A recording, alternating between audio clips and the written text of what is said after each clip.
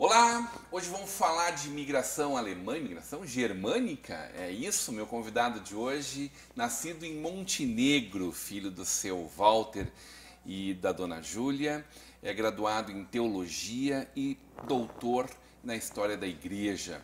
Esposo da Vale, pai da Mareli, do Klaus e da Sofia, é pastor, professor, conferencista e escritor de mais de 50 livros. Eu esqueci de mencionar o Nicolas, Opa, a Juliana e a Isadora, as duas netas e um neto. tá bem.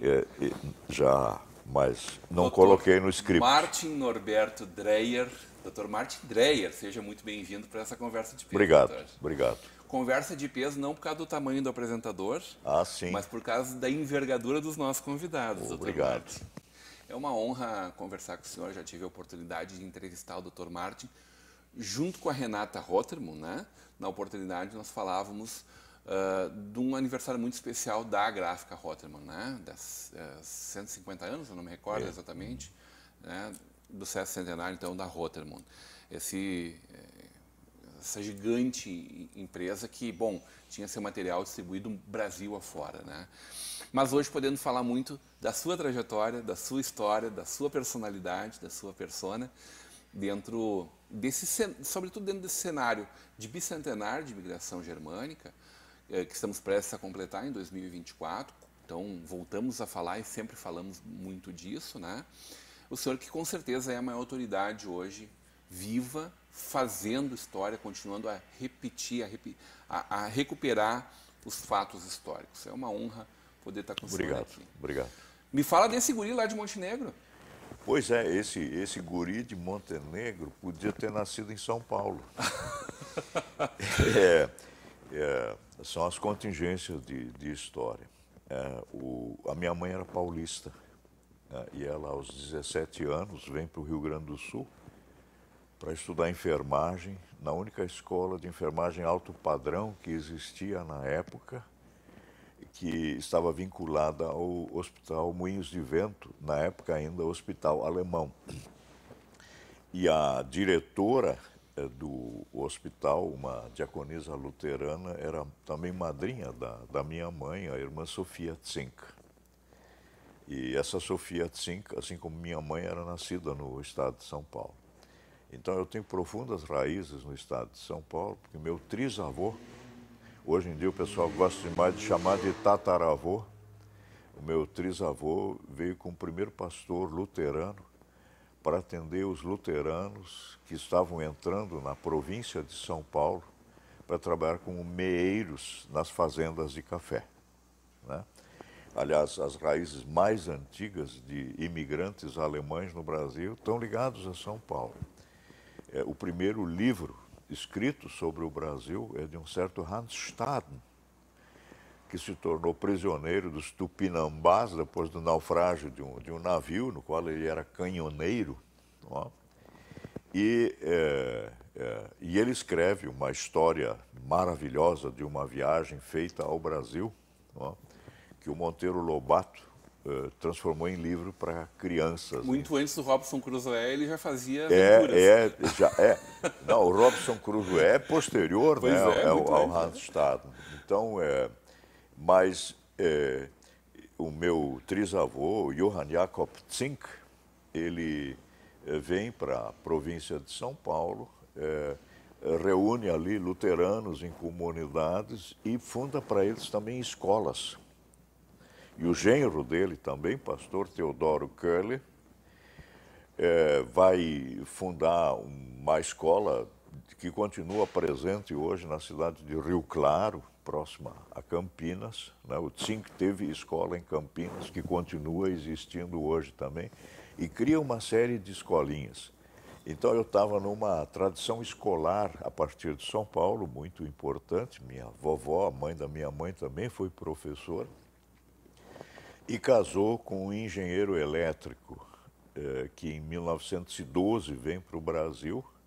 Antes havia estado na Armênia turca e teve que fugir de lá por causa do massacre que os turcos fazem em relação aos armênios, vai para a Alemanha e depois vem para o Brasil, vai construir pequenas hidroelétricas para Light and Power no interior de São Paulo, na região da Serra da Bocaina, isso é a divisa com São Paulo e Rio de Janeiro, até que vão descobrir que ele é alemão durante o Estado Novo. Aí ele vai se tornar produtor rural, moer café, vender café e coisa assim. É uma época de muita miséria na história da família. E esse é o período em que mamãe vem para o Rio Grande do Sul. Vai para Montenegro e em Montenegro vai atuar no hospital de uma organização chamada Ordem Auxiliadora de Senhoras Evangélicas, a sigla OASE. E essa OASE foi fundada em Rio Claro por Juliana Zink-Köhler, vovó da minha mãe. Então, eu estou dentro da história da imigração via entrada de imigrantes no Brasil, via Igreja Luterana, da qual você já colocou que eu sou pastor também. Em Montenegro, minha mãe vai conhecer meu pai, Walter, que era filho de imigrante alemão também.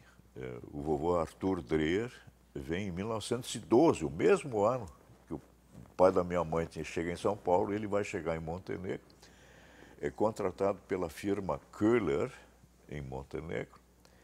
Os netos dessa família Köhler depois tiveram ótica e relojoaria também aqui em Novo Hamburgo.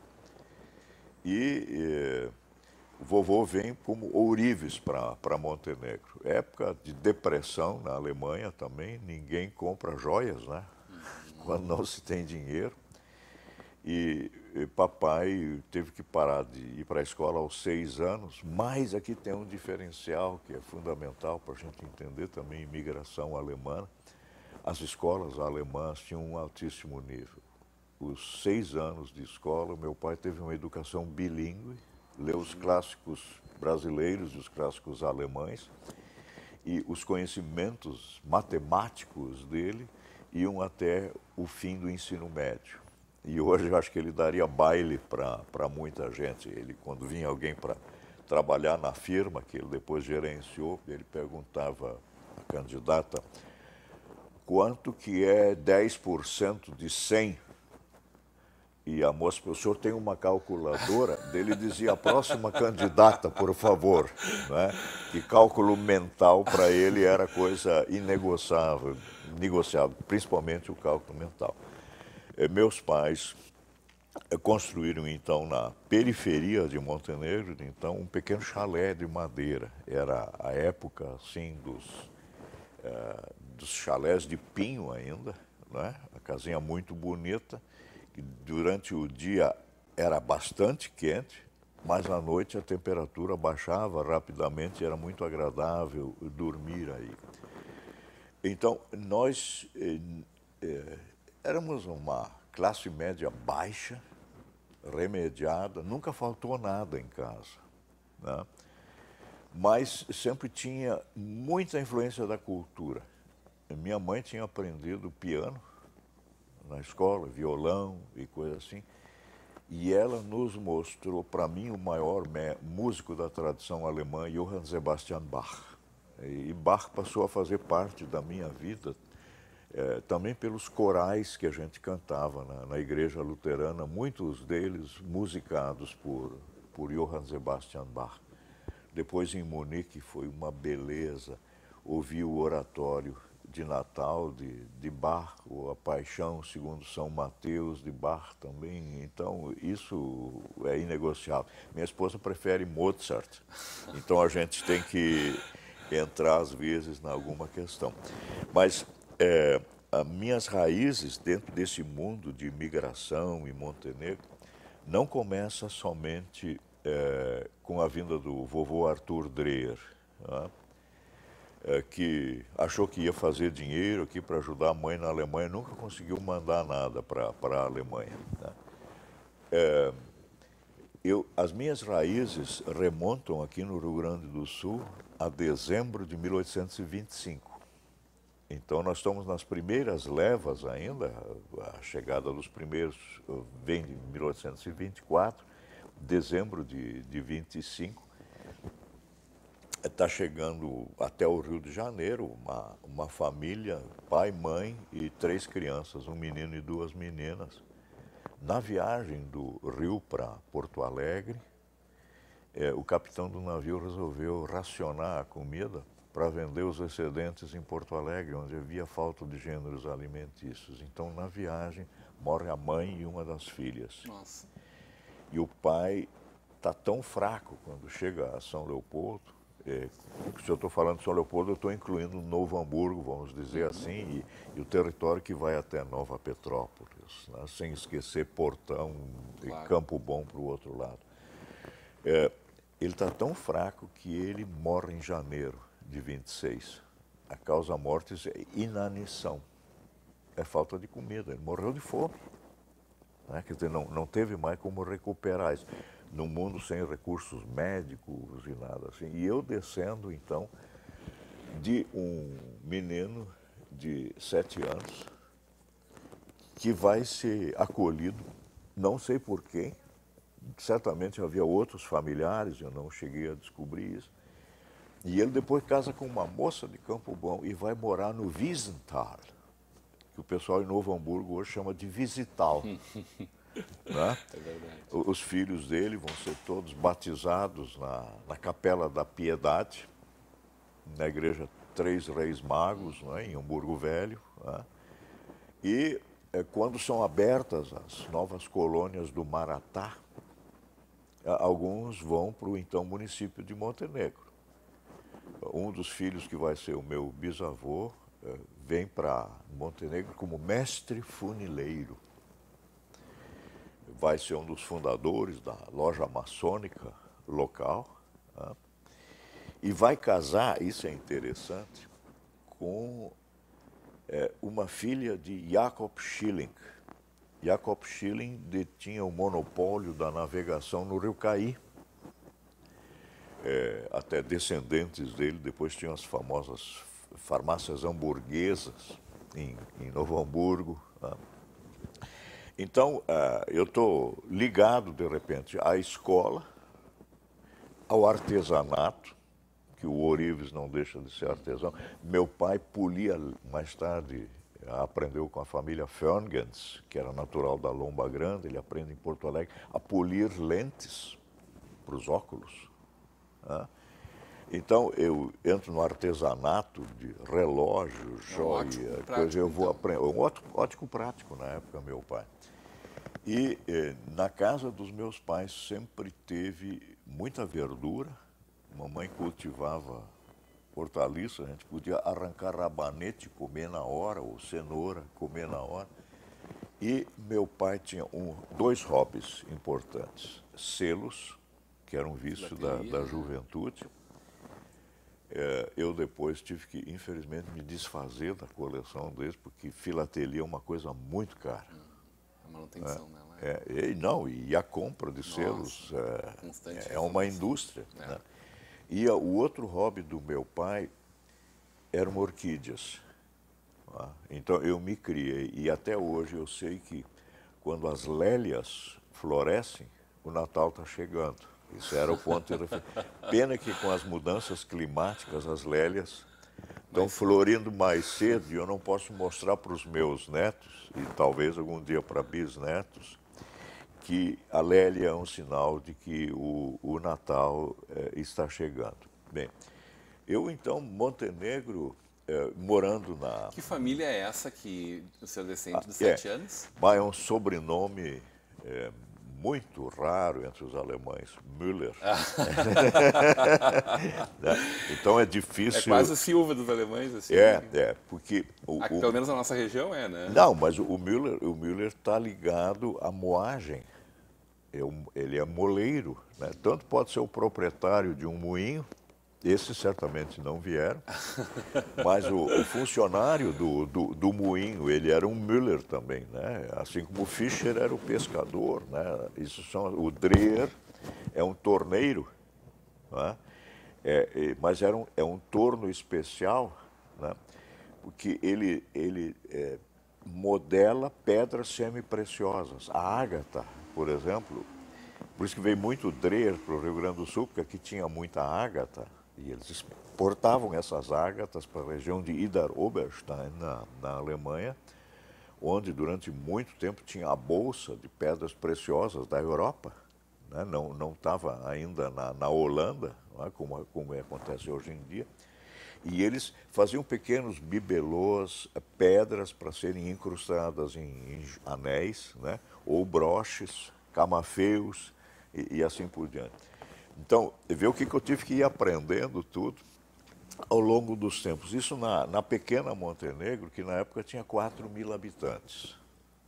Não era uma população, não era uma população muito grande. E ali eu fui frequentar a escola da comunidade luterana, que havia sido fechada pelo Estado Novo durante a guerra, né? Mas meu pai e outros luteranos trabalharam para reerguer. Essa hoje é a maior escola privada de Montenegro, continua existente, pertence à rede sinodal de educação. E ali eu pude estudar até o 5º ano, que era o máximo que conseguiram fazer na época. E o ginásio eu fui fazer então com irmãos maristas, que dirigiam o colégio São João Batista, em Montenegro. Foi uma convivência muito interessante, porque foi, para mim, a possibilidade de conhecer o mundo católico, não é?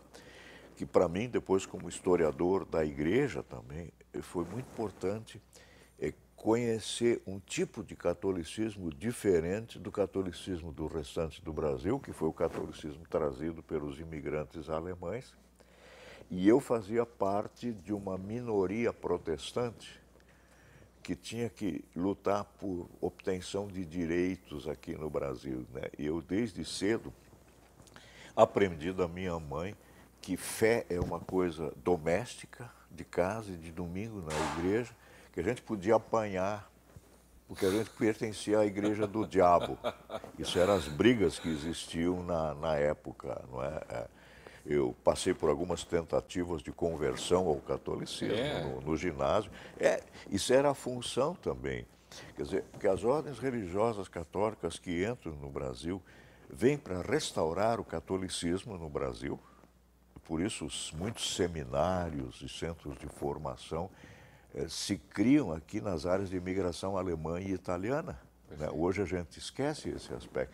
Então era para restaurar e fazer contra-reforma no meio protestante, porque a gente não pode esquecer que com a imigração alemã surge o primeiro grupo de cristãos não católicos romanos no Brasil. Né? E isso hoje em dia a gente esquece. Né? Primeira igreja aqui em Campo Bom, né? O primeiro templo, né? vai ser construído ali em Campo Bom. Não é a igreja velha que tem lá, botaram a placa erroneamente dizendo que seria mais antiga. Isso é um segundo templo que é construído lá.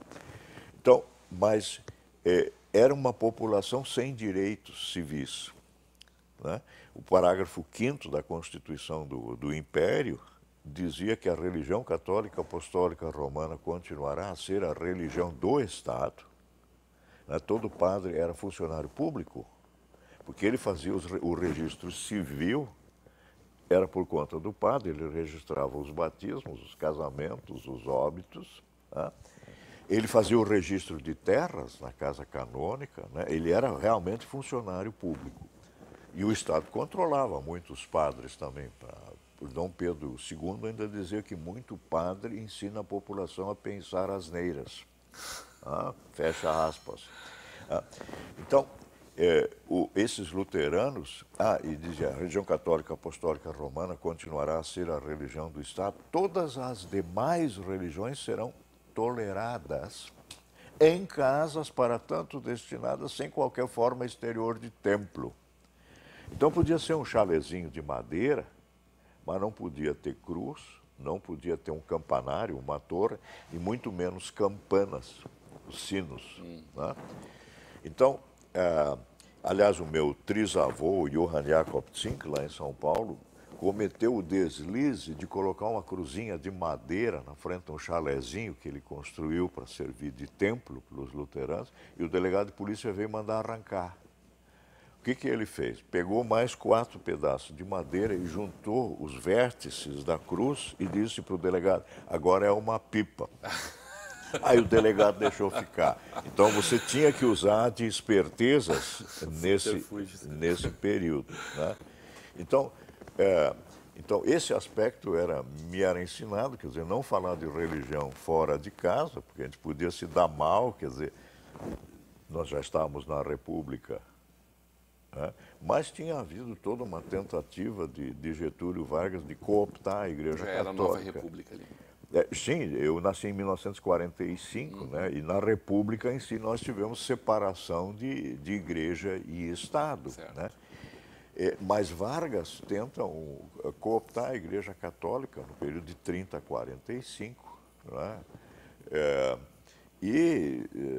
Isso vai levar até um bispo como Dom João Becker a dizer todo bom brasileiro é bom católico e todo bom católico é bom brasileiro. Tertium non datur, né? Quer dizer, a terceira opção não existia.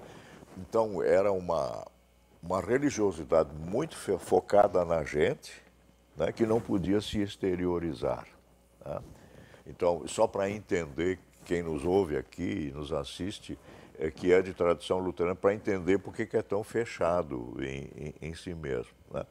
Mas, como toda boa tradição luterana, os luteranos de Montenegro logo investiram em escola. Tá?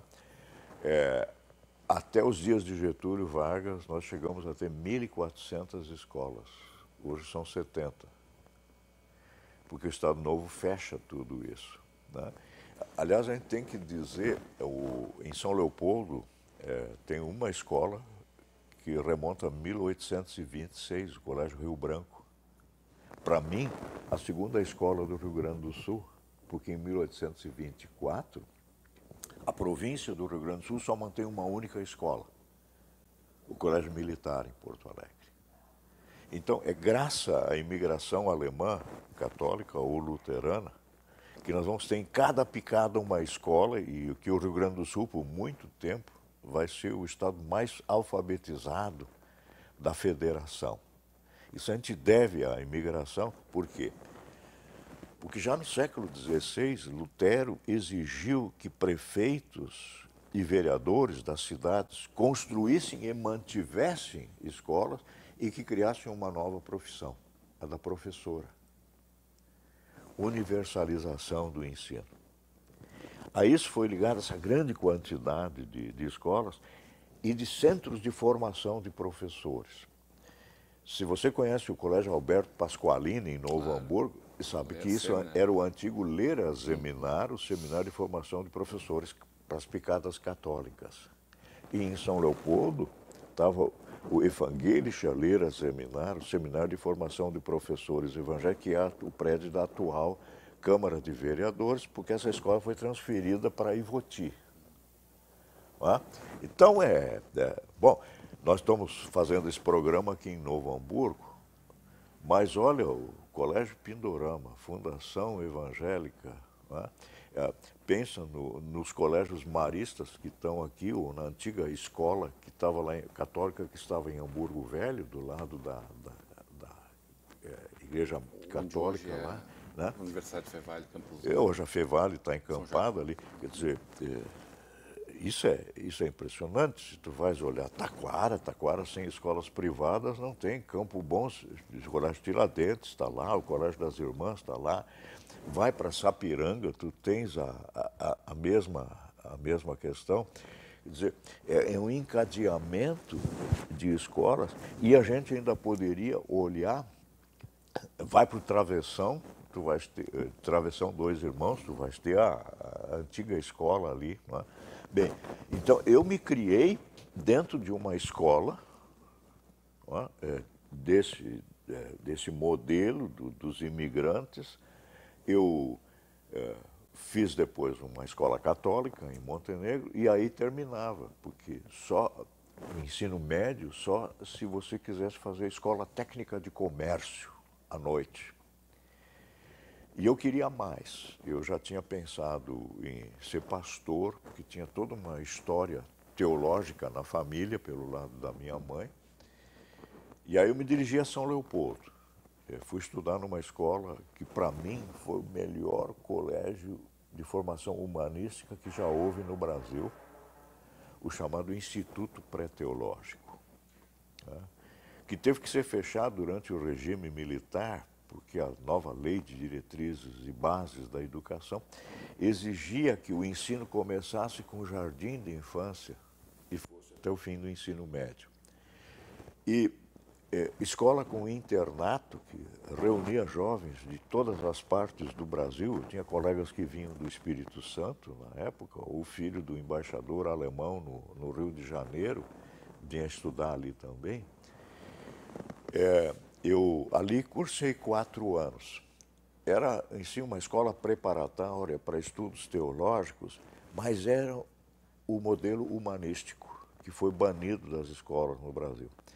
Eu ali estudei latim, grego, português, pegando os clássicos portugueses e brasileiros, estudei alemão. Parte das aulas eram dadas em alemão, para a gente se familiarizar com a linguagem. E tinha inglês ainda. E eu, com os maristas, tinha aprendido um pouco de francês. Então, entrar no mundo de Shakespeare, via a versão inglesa, nós apresentávamos a cada semestre uma peça teatral em inglês. Você apresentava peças teatrais em alemão, quer dizer, a gente decorava partes de Goethe, Verzeiht, ich hört was deklamieren. Ihr lasst vielleicht ein griechisch Trauerspiel. In dieser Kunst möchte ich was profitieren, denn heutzutage hört man viel. Ein Komödiant könnte einen Pfaffen ähneln. Ou você tinha que decorar, ora, direis, ouvir estrelas, certo perdeste o senso. O Raimundo Correia com as pombas. Né? Então, ler Camões, decorar partes de Camões, quer dizer, foi uma... e ler Platão em grego, Cícero, as metamorfoses. Tá? Então, são coisas que eu, que estou prestes a completar 77 anos, continuo a ter. Então, por que isso não é só a história do Martin Dreher? Tá? Isso é a história do que esse mundo de imigração de falantes da língua alemã conseguiu estabelecer no Brasil, do qual nós, em boa medida, só temos memórias ainda. Porque nós acabamos no Brasil com uma tradição de formação humanística e não chegamos a avançar realmente para uma formação técnica. Dr. Martin, a gente tem a oportunidade nos próximos anos de recuperar muito desse tempo perdido, dessa história perdida, né? Não sei o quanto disso é possível que se faça nesses idos do século XXI, né? Mas, efetivamente, daquilo que se perdeu lá no Estado Novo, né, durante a Segunda Guerra Mundial, e talvez em algum grau justificável que se afastasse das questões nazistas, sobretudo, mas infelizmente acabou se afastando muito mais das questões germânicas, né? Para os dias de hoje, e acho que essa recuperação ela acontece, me parece, e o senhor foi parte disso, da recuperação desse orgulho dos nossos antepassados no Sesc Centenário, ali em 1974, quando a gente começa a celebrar isso novamente, com um presidente da República descendente de alemães, né, de germânicos. A gente vem agora no bicentenário, 50 anos depois, a oportunidade de encontrar pessoas muito mais esclarecidas, uma visão muito mais global, por um lado que se perdeu muito de tudo isso, mas também de se encontrar com essa Alemanha de 2024. Sim. Que é o país da inovação no mundo, que mantém não só a Alemanha, mas a gente falava aqui antes de entrar no ar, né? Desses povos germânicos todos, né? Que daí envolvem Luxemburgo, Áustria, Suíça, parte da República Tcheca, você falava da Romênia, da Polônia, alemães que foram depois para a Ucrânia, né? Uma série uma disseminação da germanidade por toda a Europa, tanto quanto era naquele período de muitas migrações, né? De um fluxo migratório muito grande dentro da Europa, né? Eu adorei conversar com o senhor nesse primeiro programa, contando um pouco da sua raiz, que, como o senhor bem destaca, é a história da própria vinda dos nossos antepassados para cá e da formação não só do Rio Grande do Sul, não só da nossa região, mas do Brasil também, né? Dessa São Paulo, que o senhor bem destaca, que primeiro recebeu lá em 1500 um germânico, depois de São Paulo, que recebeu grande parte dos industriais, também descendentes germânicos, né? Porto Alegre também, gigante, claro, quarto distrito, o Moinhos de Vento, grande parte das indústrias, né? Mas um Brasil inteiro profundamente marcado por essa migração, né? Tanto seja no nosso oeste, dominado por italianos e predominância de alemães que foram até o Acre, né? Até Roraima, né? Venezuela, atravessar. Até Venezuela, né? Até raízes ali no Espírito Santo, com os pomeranos, né? Eu quero poder falar um pouco com o senhor dessa nova visão do que pode acontecer com a gente, da recuperação talvez dessa essência do que Lutero pregou lá em 1500 e tantos, quando da reforma, da criação de uma escola com uma base humanística, com o canto, né, a música, né, o instrumento musical presente em toda a formação também, né? Num outro programa, pode ser? Pode ser. Então a gente vai. Será um prazer. No oferecimento de Sicredi, Faculdade INH, Mercator Feiras, Eventos e Locfair, a gente vai fechar esse nosso programa de hoje e a gente vai fazer um segundo programa com o Dr. Martin Dreyer.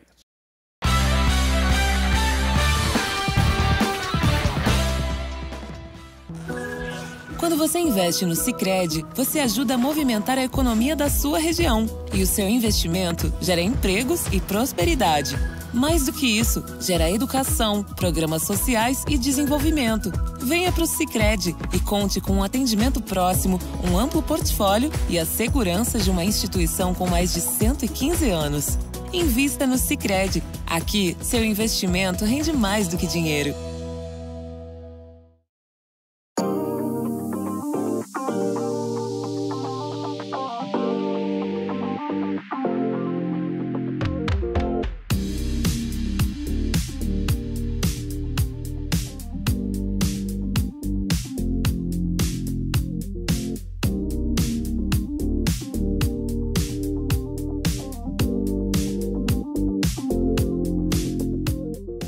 Minha mente é inquieta.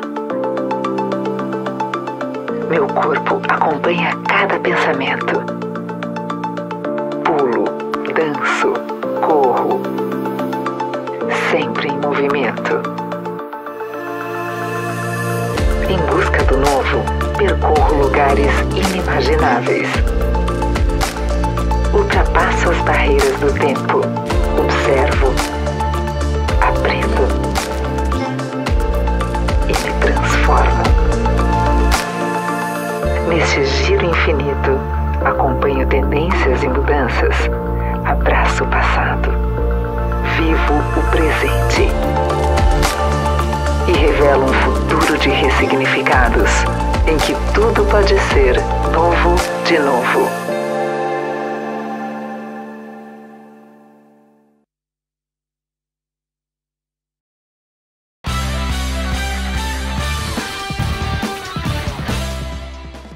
Olá, Conversa de Peso de hoje volta a conversar com o professor Martin Dreyer, pastor, professor, conferencista, escritor Martin Dreyer. professor Martin, que nos deu uma aula sobre a própria história da chegada dos nossos imigrantes aqui, quando nos falou no nosso primeiro programa sobre a sua própria chegada aqui, a chegada das suas famílias aqui, dos seus antecedentes, dos seus antepassados, desde 1825, da família Meller até os Dreyer, né, e o Zink ali em 1912, programa que a gente acabou de exibir. E agora a gente fala um pouco, Dr. Martin, sobre essa recuperação dessa história que acontece a partir de 1974, pelo Sesc Centenário, depois de sermos proibidos, né, de falarmos alemão, que é a maior marca de um povo, né? Sim. A sua língua, né? A maior marca de presença cultural, né? E de exercermos a cultura germânica de maneira geral no estado novo, assim como foi com os italianos, como foi com os japoneses, mas, claro, os germânicos muito próximos da capital, né? E aí sofreram toda sorte de repressões, né? Inclusive populares, né? Como a gente já contou outra vez da Rotermund, que teve um episódio triste naquele capítulo triste na sua história também. Mas que faz a nossa história, que constrói essa grande história que não é só da germanidade aqui, mas do próprio povo brasileiro, né? Sim. Uma honra receber o senhor aqui, Dr. Martin. Obrigado. Conta um pouquinho para nós do início dessa recuperação. Como é que foi lá em 1974? Que efervescência era aquela? Eu, em 1974, nem estava no Brasil. Eu recebi as informações através do meu pai e muita coisa eu recuperei. Cartas, né, que eram mandadas, levavam 2 semanas do Brasil para Munique. Imagina. Hoje leva mais tempo. Uma carta daqui para lá. Uma carta leva mais tempo? Mais tempo. Os correios não são mais tão bons como eram. Se bem que em 74 a correspondência era aberta pelo Departamento de Ordem Política e Social, DOPS. Em 74 aconteceu uma conjunção interessante. Mesmo que nós estivéssemos ainda sob o regime militar, o Rio Grande do Sul tinha um governador de origem italiana, Euclides Triqués. Isso foi importante porque no ano seguinte, 1975, foi o centenário da imigração italiana para o Rio Grande do Sul. Aí se pôde fazer muitas pesquisas, com Luiz Alberto De Bono, Rovílio Costa e outros pesquisadores. E o presidente da República era Ernesto Geisel, filho de um imigrante alemão que tinha ganho a loteria e conseguiu encaminhar os filhos, homens, todos para o colégio militar em Porto Alegre. Então e o mundo militar era um mundo de ascensão para se tornar elite no Brasil também. Até 74 era tabu a gente pesquisar sobre imigração alemã ou imigração italiana. Teve um francês, Jean Roche, que acompanhou a esposa que veio em 1945, que veio para abrir a Aliança Francesa em Porto Alegre, a dona Nancy Roche. E ele, Jean Roche, foi logo convidado pelo irmão Otan para lecionar na PUC e depois foi convidado para lecionar na URGS também. Primeiro para dar aulas de francês, mas a especialidade dele era a geografia. E ele com os alunos dele, entre os quais estava, por exemplo, Telmo Lauro Müller, a quem nós sempre temos que prestar uma homenagem por recuperar muito da história da imigração alemã. Esse movimento começa muito com ele. Né? Com esse, mas é também por causa de Roche, né? A efervescência e Roche vai fazer uma tese de doutorado a imigração alemã e o Rio Grande do Sul, que agora teve uma reedição esse ano pela editora Oikos de São Leopoldo. Então, em 74, se começa aos poucos a fazer pesquisa. Carlos Henrique Wundt vai estar, Carlos Henrique Oberacker, né?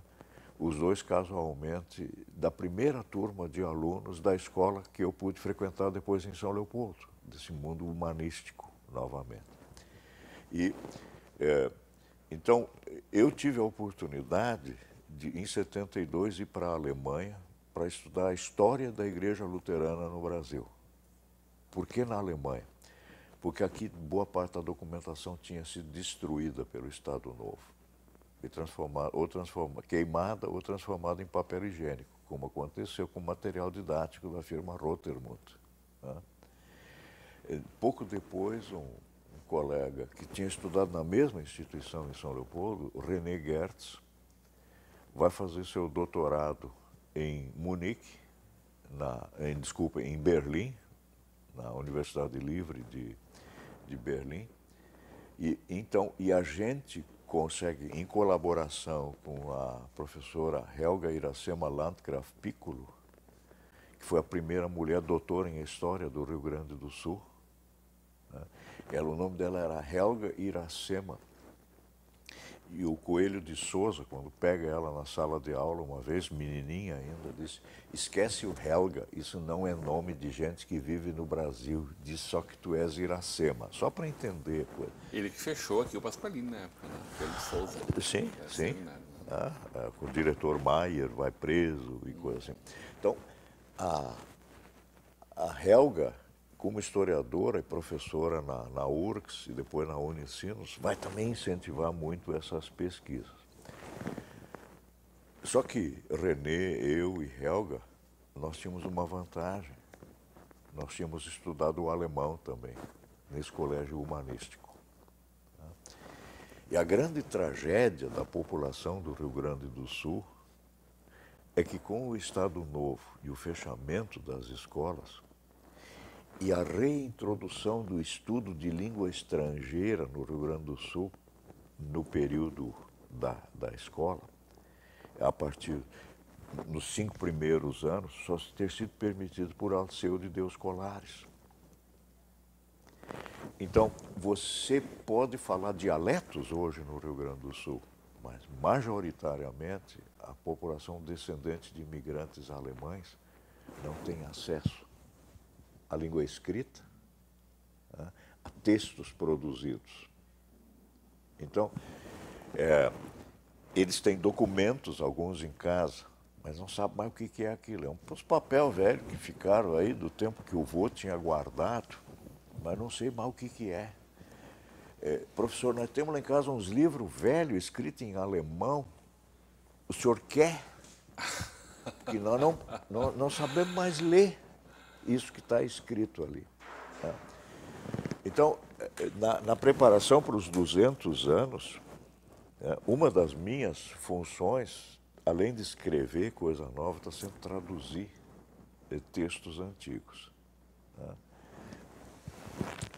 E isso é fundamental para as populações descendentes de alemães terem acesso ao que foi escrito sobre os antepassados deles no passado. Isso é uma tragédia nossa.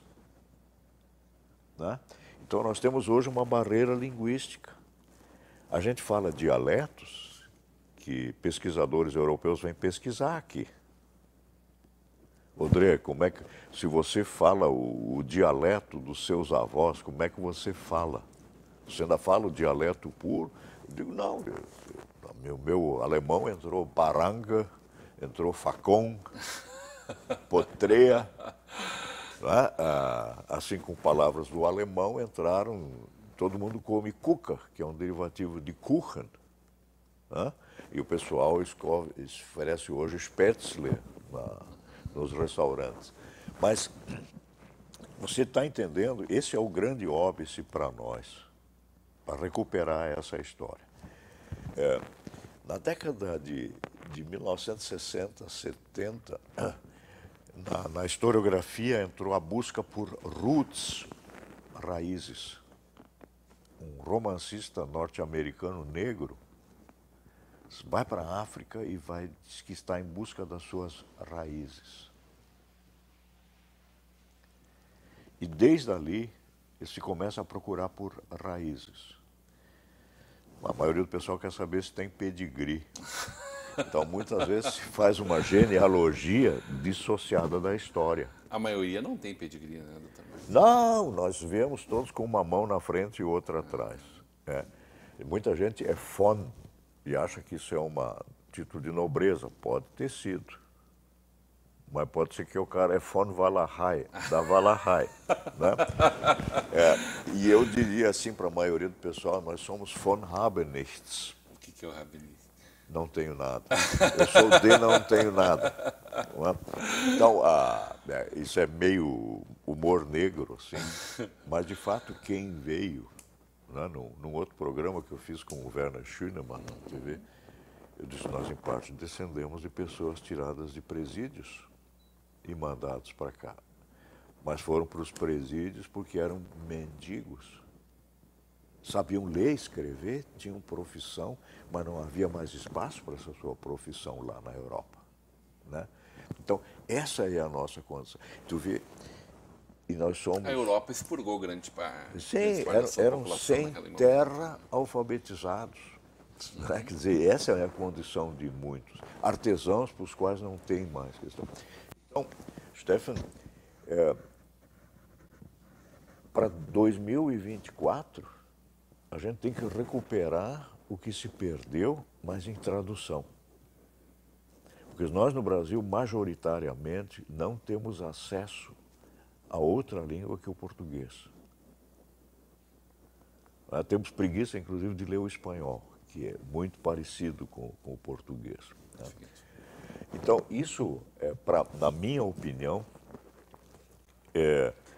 2024 não pode ser um período de saudosismos, da gente louvar grandes feitos dos imigrantes alemães, mas de contar história de quem nós éramos, por que nós viemos para cá, mendigos, pobres, sem terra, fugindo de uma sem mãe teto, madrasta. Né? Uma mãe madrasta que não nos queria mais. Quer dizer, louvar a tal da Alemanha que nos mandou embora não é o alvo, não pode ser o alvo da questão. Dizer, como é bonito os castelos da Alemanha de Neuschwanstein. O rei Ludwig, da Baviera, construiu aquilo com o sangue do povo. Isso a gente tem que lembrar nesses aspectos. Não sou nenhum revolucionário, eu quero ser realista no contar dessa história. Mas, com os conhecimentos que os antepassados tinham quando vieram para cá, eles eram técnicos num país que não tinha técnicos. Tinha uma agricultura lá superada, mas ainda mais evidente e próspera do que aqui se tinha aqui. Eles, sabendo como é que se constrói um moinho, eram engenheiros. Sabendo como se cortava tábuas, se tornaram madeireiros. Sabendo como é que se fazia o prego numa forja, eles se tornaram potenciais industrialistas, como foi o ferreiro Gerdau, lá em Agudo, antes de se transferir para Porto Alegre. Né? Quer dizer, esse país que nos explorou também, nos deu a chance de nós virmos a ser gente. Nos deu possibilidades de nós sermos cidadãos novamente, enquanto não dava cidadania para a maior parte da população brasileira, que eram escravos. Então, no mesmo tempo em que o Brasil tentou se modernizar, trazendo imigrantes da Europa Central para serem soldados e agricultores, na mesma época, nós não conseguimos resolver a situação da maioria da população brasileira, que eram os escravos. Então, isso é uma coisa que está ligada. E a gente não pode esquecer que houve, por exemplo, imigrantes que se tornaram comerciantes e, juntando um capital primitivo, né, como diriam os marxistas, conseguiram comprar escravos. Porque até 1850, em todo o Brasil, quando você tinha um capital sobrando, você investia em escravos, que você podia vender depois. Depois de 1850, quando se tenta cortar a entrada de escravos, se vai valorizar a terra. Desde 1850, você só tem acesso à terra por escritura de compra e venda. Né? Aí se começa a comprar um terreninho, como nós fazemos hoje em dia. Né? O imóvel não é mais o escravo, mas é a terra, desde então. Né? Então, quem é descendente de imigrantes tem dívida com a população africana, tem dívida com a população indígena. Sempre se contou a história, os índios atacavam os primeiros imigrantes alemães. O problema é que o governo brasileiro colocava os imigrantes em área de populações indígenas. E aqui no Rio Grande do Sul, para muitas áreas, se mandou antes na frente dos imigrantes os bugreiros, que eram pessoas responsáveis por matar índio e que ganhavam em Porto Alegre depois pela quantidade de orelhas de indígenas que traziam. Os bebês eles não matavam, mas vendiam para casais sem filhos em Porto Alegre.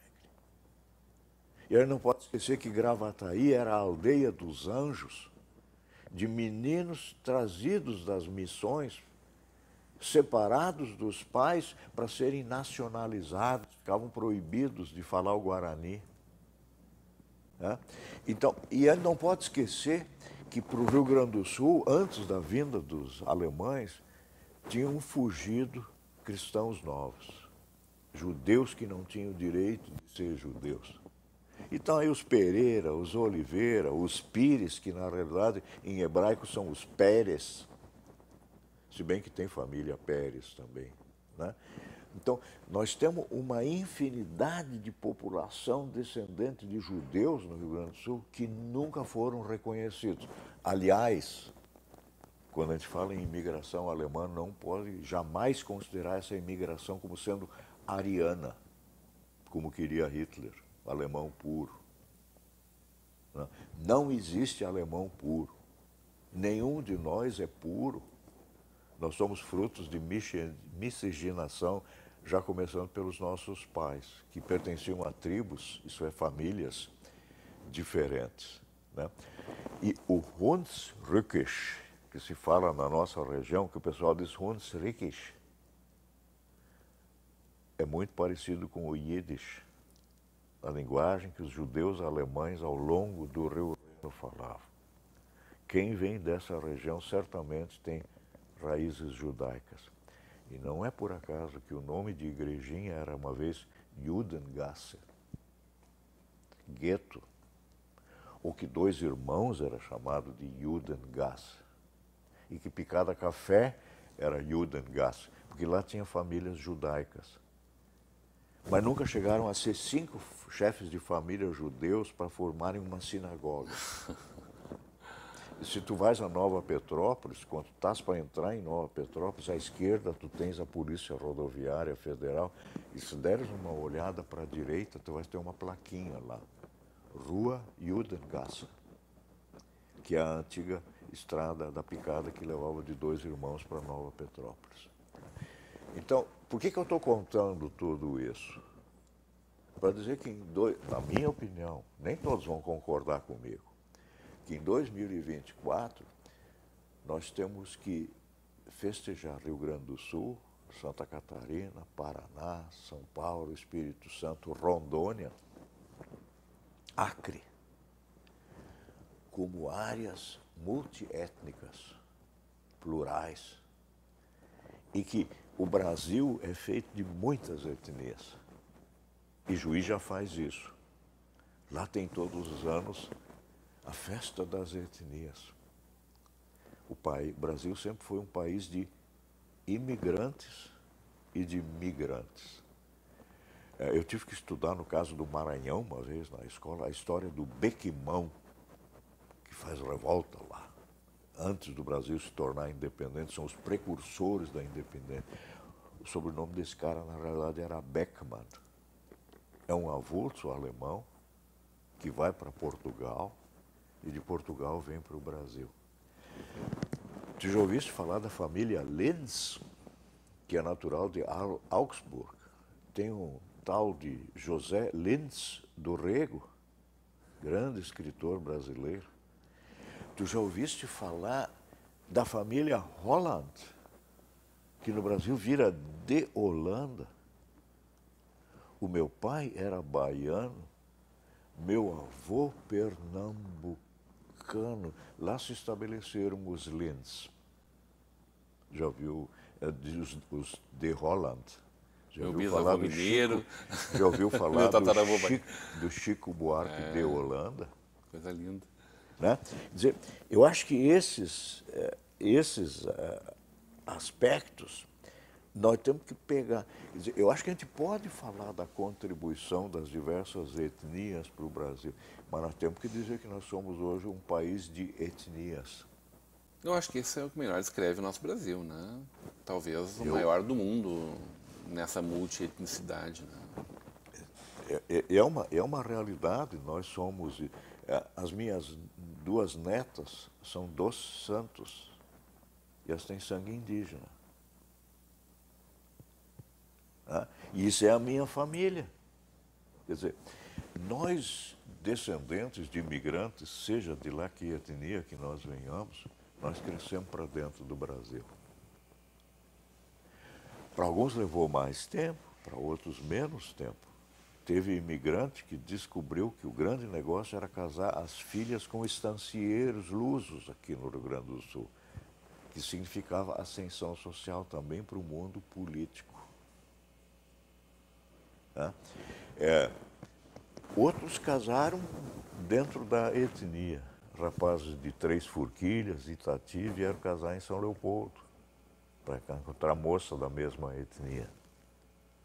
Porque quando a gente procura parceiro que seja de cultura pelo menos parecida com a gente. Porque senão pode acontecer do casamento não dar certo. Quer dizer, nós buscamos a coisa assim.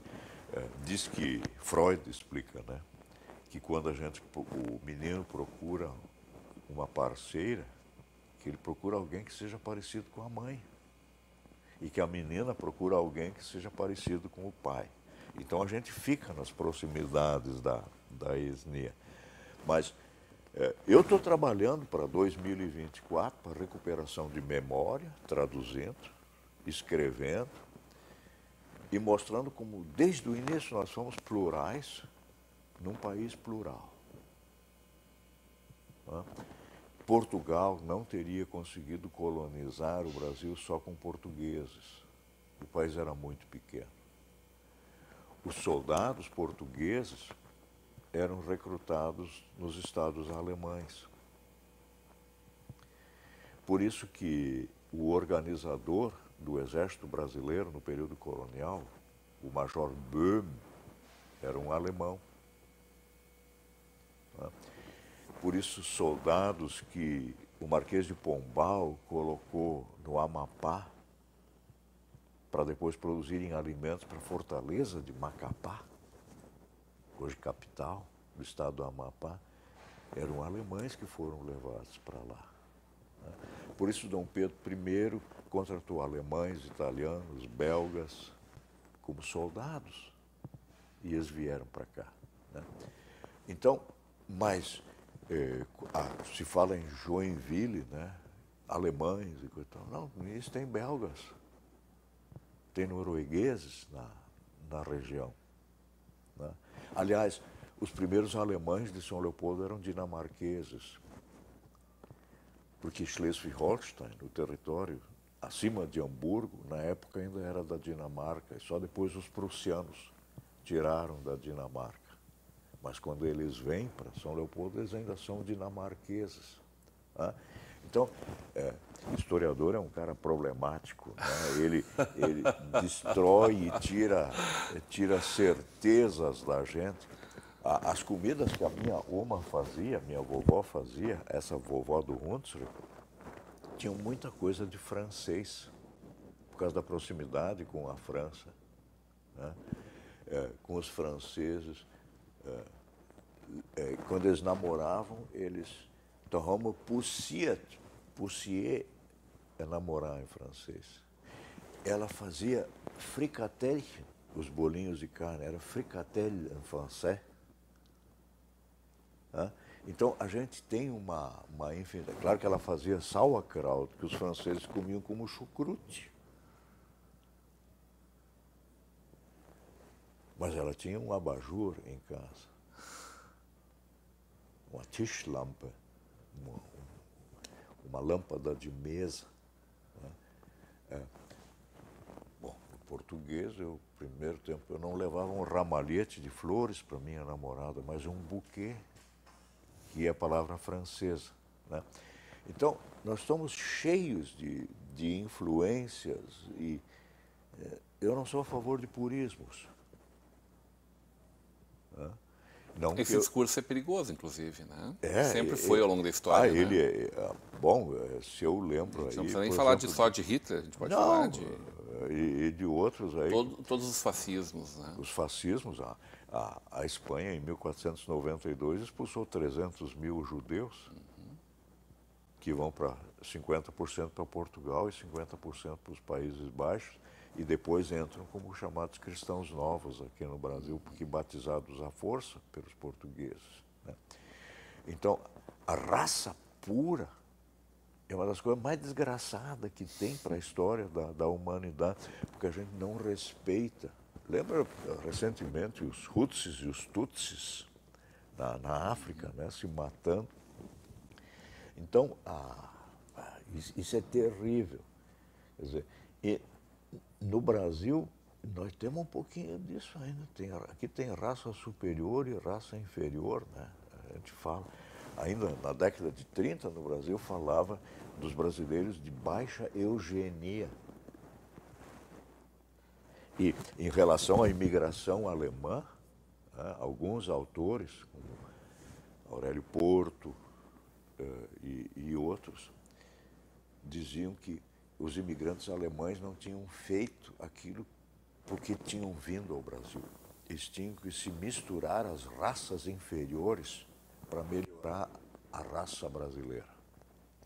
É possível que isso era discurso de Getúlio Vargas. Mas é possível que isso tenha sido arquitetado lá em 1800, antes de 1824? Não. O Brasil... Um clareamento da população brasileira? Esse negócio do clareamento vai vir depois. Vem depois. O Brasil, o que se torna independente em 22, precisa desesperadamente de soldados.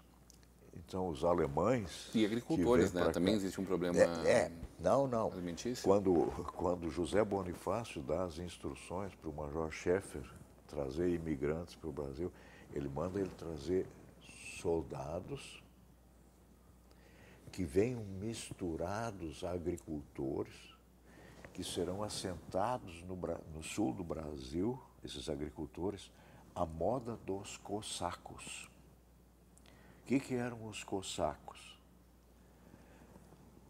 Moradores de aldeias na Ucrânia, que em época de paz eram soldados, mas se preparavam para a guerra, e quando vinha as guerras, eram recrutados para fazer. Então, a chamada colônia alemã de São Leopoldo nada mais é que uma colônia à moda dos cossacos. Por isso é que toda essa região aqui, que vai de Sapucaia até Nova Petrópolis, de Estância Velha e Portão até Campo Bom, foi área de recrutamento de soldados para as guerras do Prata. Já logo cedo, a turma de São Leopoldo vai ser mandada para o Uruguai para ver se consegue manter... Antes de 35. Antes de 38. Até 38, desculpa, até 28. Até 28 o Uruguai faz parte do Brasil, Guerra Cisplatina. Eles são recrutados depois pelo Império para lutar contra os farrapos. Depois eles são mandados para a Guerra do Paraguai. Está para sair uma nova edição de um livro do historiador Klaus Becker, Alemães e Descendentes na Guerra do Paraguai. Saíram 40 jovens, só de 2 irmãos, para a Guerra do Paraguai. Voltaram 4. Depois da Guerra do Paraguai, tu sabe como é que foi o recrutamento dos pracinhas, né? O que tem de sobrenome de alemão e de italiano entre os pracinhas é uma coisa impressionante. Não só do Rio Grande do Sul, mas de Santa Catarina. Uma herança. Na Guerra do Paraguai também já sai muito jovem de Blumenau, né, da colônia de Blumenau. Quer dizer, o branqueamento, num primeiro momento, não está na ideia. No primeiro momento, precisa de tropa confiável. Eu lembro que no outro programa eu falei que a população afrodescendente era a maioria no Brasil. E se tinha medos de pegar essa população e transformá-la em soldados. Né? Isso é 1822. Né? O Brasil precisa de tropas confiáveis. E havia uma lembrança muito grande do que tinha acontecido em 1804 no Haiti, onde a população escrava se rebelou e acabou com a minoria escravocrata branca na França. Em 1808, as notícias chegam no Brasil e começam os levantes dos alfaiates na Bahia e assim por diante. Então, nós temos uma série de levantes negros antes da independência do Brasil. Né? Então, por isso é que se vai trazer soldados da Europa Central, nem franceses, nem portugueses, nem espanhóis, mas ali do que hoje é a República Federal da Alemanha, do norte da Itália e parte do território polonês e tcheco. Né? Ali tinha que ter um pouco de medo ainda por causa dos austríacos, que eram a grande potência na época. Né? Aliás, o pai da Leopoldina é imperador austríaco. Que não deixou vir. Não. Ele corre com o von Schäfer do território austríaco. Né? Então, no primeiro momento, os imigrantes alemães não estão vindo para ser agricultor, mas estão vindo para ser soldado. Por isso, depois que os 2 batalhões estrangeiros no Rio de Janeiro vão ser desmobilizados, muitos vão vir para o Rio Grande do Sul, porque sabe que aqui tem patrício. Né? Mas a agricultura é um subproduto, primeiro, para esconder os soldados que vêm para cá. E deu no que deu, porque com eles se faz um novo modelo agrícola, que é a picada, pequena propriedade. É o primeiro exemplo de reforma agrária que o Brasil vive, né? Nem a reforma agrária, porque se pega terra de índio, né? É que é a floresta subtropical. Né? Eles não são colocados... Mas a divisão de lotes menores é... Sim, isso é a novidade. Né? Quer dizer, no primeiro momento nem foram tão menores assim, depois é que foram menores. Não, pô, mas se um latifúndio tinha 1.200 hectares e o colono aqui ganha 70, isso é uma grande diferença, né? Mas são lotes de terra para ser trabalhadas com a família, alimentar a família do agricultor e gerar excedentes. Né? É o que vai se conseguir, quer dizer, é um novo modelo agrícola que hoje está no fim, né? Mas que é implantado, então, porque hoje nós estamos apostando novamente no latifúndio. Né? Doutor Martin, é a primeira vez que a gente conversa, eu e o senhor aqui no Conversa de Peso, recuperando o que a gente já falou anos atrás sobre a história da gráfica Rotermann, por exemplo, do pastor William Rotermann, né? Sim. Que faz grandes marcos dentro da São Leopoldo e da província que a gente tinha naquela época, né? De toda essa região, como o Dr. Martin bem destacou, de Sapucaia até Nova Petrópolis, começa ali e muito dessa organização começa com as tecnologias que ele traz, inclusive, né, a imprensa, né, a prensa escrita, né? Sim. Que não é uma novidade, né? Também um alemão lá, no final da Idade Média, inventa. Um tal de João Gutenberg, né?